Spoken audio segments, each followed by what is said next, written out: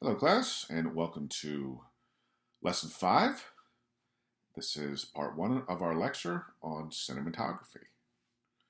Here in our first slide, we have a still from Moonlight, which is your film for the lesson. Okay, so, as always, we want to start with our definitions. What is cinematography? Well, cinematography literally means writing in movement, and it depends largely on photography, which means writing in light. And I happen to find those both to be very elegant definitions. And here in this slide, we have a still from Blade Runner 2049, which won the Academy Award for cinematography a few years ago, which has very beautiful cinematography. And if you haven't seen it, I suggest you check it out. So, of course, we talked a lot about mise-en-scène in the last lesson. We looked at all the different elements. We talked about how in controlling mise-en-scène, the filmmakers stage an event to be filmed. They set up the stage or they go to a location. They put the actors on the stage and block them so that they hit their marks. They dress the actors in costumes and makeup. They give them props, right? All that stuff that we talked about, setting up the lighting. And it's all crucial to the finished product. But, as we also talked about, cinema as a medium is more than just what is put in front of the camera. The filmmaker also controls the cinematographic qualities of the shot, of that scene, right?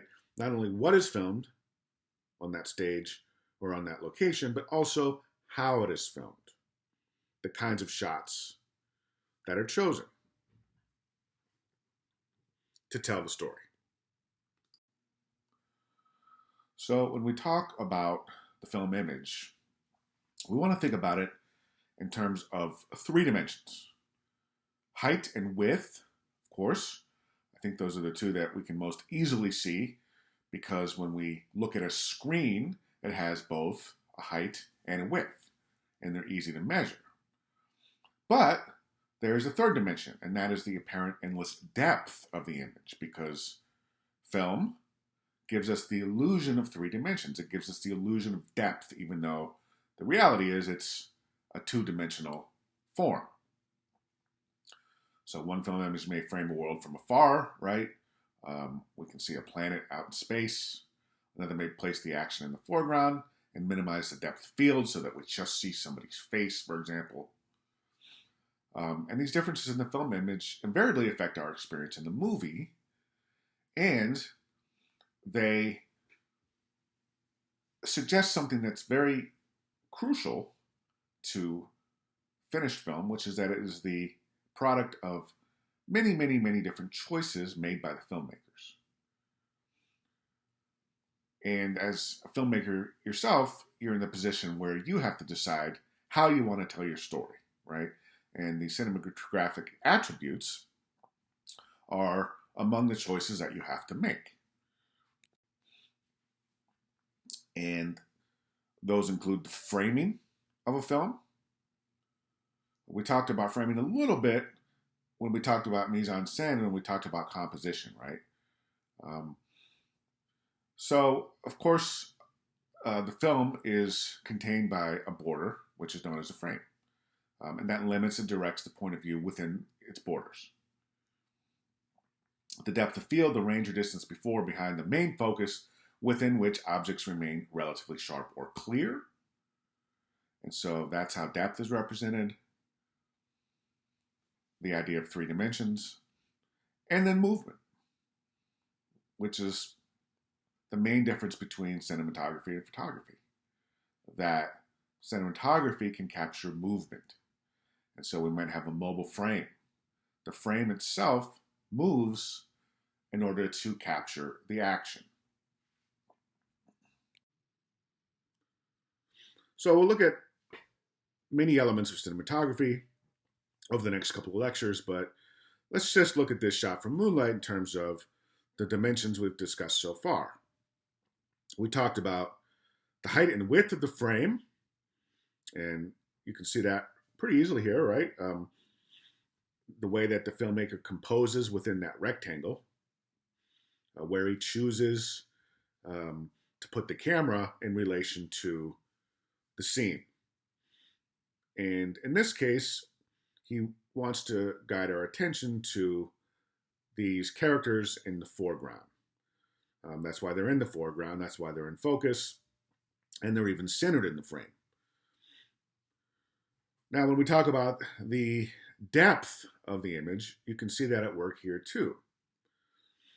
Because the background gives us a sense of 3 dimensions. Especially on the left here, where you have these 2 people sitting at a picnic table, right? It gives us the illusion that they're some ways behind the characters in the foreground. And then on the right side and on the top, we have a sense of the environment. Now, another way that we can tell that the director wants us to focus on the foreground images is the focus, or the depth of field, which we'll cover in more detail in another lecture. But you can see that it's somewhat blurred, right? He wants us to have an idea of the environment and what's behind them, but he wants to draw and guide our attention to what's in the foreground, and that's why the figures there, are in sharp focus.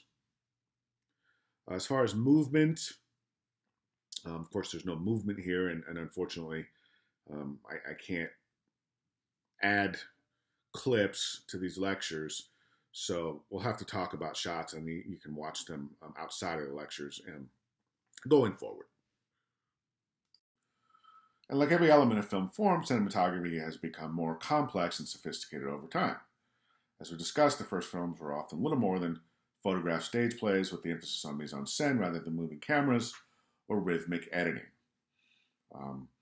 The language of cinema as we know it in feature films was innovated rather early, though. I think by about 1915 or 1920, all of the kinds of shots that you see in the scene that we just analyzed were available, except maybe the overhead shot, because cameras were so big, right?